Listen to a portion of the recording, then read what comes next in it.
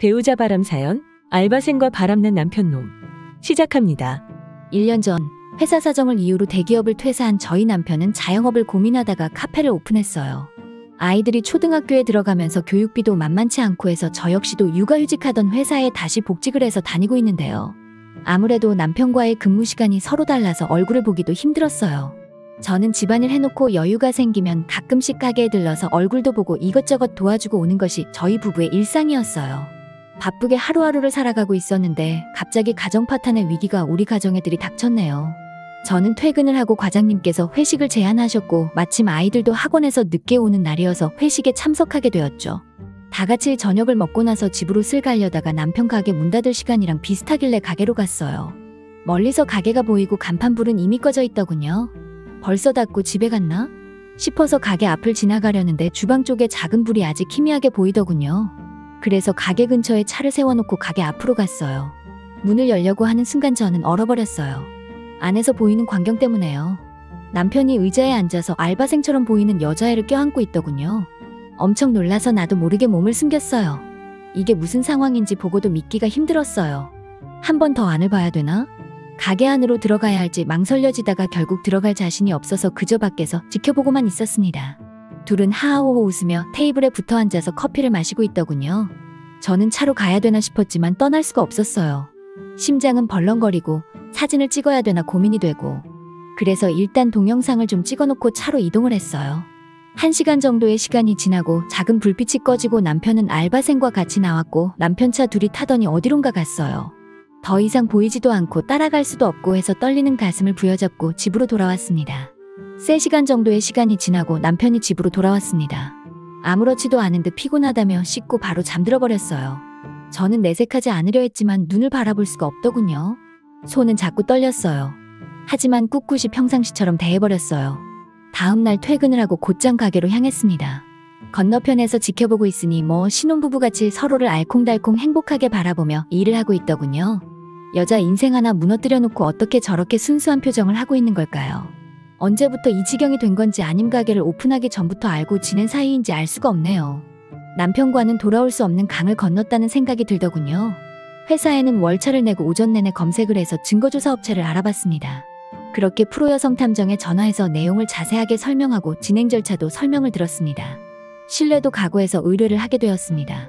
다음 날부터 진행이 시작되었고 증거를 얻게 되었는데요. 그들은 가게를 마치고 작은 불만 켜두고 다정히 커피를 마시고 나와서 인근으로 드라이브를 즐기고 모텔로 들어갔다고 합니다. 2시간 정도의 시간을 보내고 집으로 들어오는 패턴이었습니다.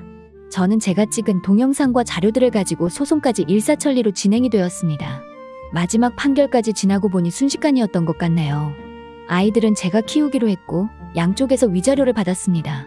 하지만 앞으로 사람을 믿기가 너무도 무서울 것만 같네요. 상대가 미혼일 수도 있고 돌싱일 수도 있고 유부녀일 수도 있지만 그들의 사정 따위는 신경 쓰고 싶지 않고 그저 상간녀 복수를 하고 싶은 것이 남편을 빼앗긴 아내의 마음입니다. 배우자가 있는 걸 알고 사귄 것부터가 용서받을 수 없는 죄를 짓는 것인데 고민을 한 적도 없고 오히려 자신이 더 만나자고 했다면 거리낌 없었다는 것이 괘씸하다는 생각을 더욱 하게 만듭니다. 그러면 안 된다는 사실을 인지하고 있었는데도 부정한 마음을 품었고 남의 가정이야 폭탄을 맞든 말든 내가 사랑하는데 무슨 상관이냐고 그 여자는 생각했고 그대로 행동했으니까요. 정신적 충격으로 신체적, 심리적으로 상처가 큰 입장에서는 용서가 안 되는 겁니다. 그래서 상간녀 복수를 하고 싶어 하시는데 간통죄라는 것이 사라지고 이제는 소송을 해야 한다는 말을 듣게 됩니다. 다만 남편과 이혼을 안 해도 할 수 있다고 하니 처음 걸리면 여자에게만 위자료를 받기 위해 준비를 하게 되는 겁니다. 먼저 증거부터 갖추어야 합니다.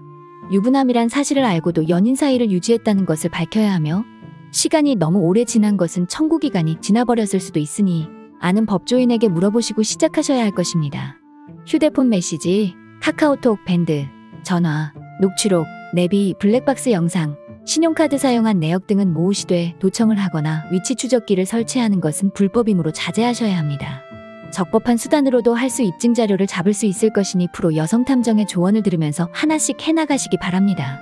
이때 모으는 증거들은 상간녀 복수를 하는 것뿐만 아니라 이혼 소송에도 사용되니까 확실하고 분명하게 부정행위를 증명할 수 있어야 합니다. 이름, 전화번호만 알고 있어도 사실 조회를 통해 상대를 알아낼 수 있는 것 아시죠? 이젠 모르는 사람이라고 포기하지 않으시고 갖고 오셔서 손해배상 청구를 하시는데요. 회신받는 기간이 한 달 정도 걸리는 것만 빼면 합법적으로 상대의 정보를 알아내는 방법이랍니다. 여자만 정리하고 여기서 끝내는 분들도 많지만 여러 번에 걸쳐 바람을 피우거나 끊지 못하고 둘이 계속 만난다면 그때는 이혼까지 결심하게 됩니다. 이번이 2번, 3번 이상이라면 이전까지의 바람핀 사실을 다 모아서 배우자에게 위자료를 청구할 수 있는데요.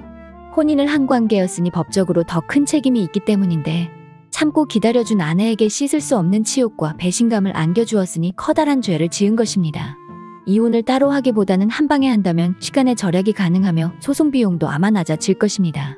관련 있는 재판들이기 때문인데 한쪽에서 유리한 결과를 얻는다면 다른 쪽도 긍정적인 판결을 얻을 수 있습니다. 안정적이었던 우리의 가정을 부순 사람이 다른 사람도 아니고 내 남편이라는 사실에 이를 악물게 되고 격노하게 되는데 견딜 수 없는 상태가 온다면 법률혼을 종료할 결단을 내리게 됩니다. 그때 이혼을 한 누나의 삶이 빈곤하기를 원하지는 않으실 겁니다. 따라서 전문가와 함께 만반의 대책을 세우고 진행하여 바라던 만큼의 손해배상을 받고 재산 분할도 하고 새로운 인생을 살 계획을 세워야 할 것입니다. 긴 이야기 들어주셔서 감사합니다.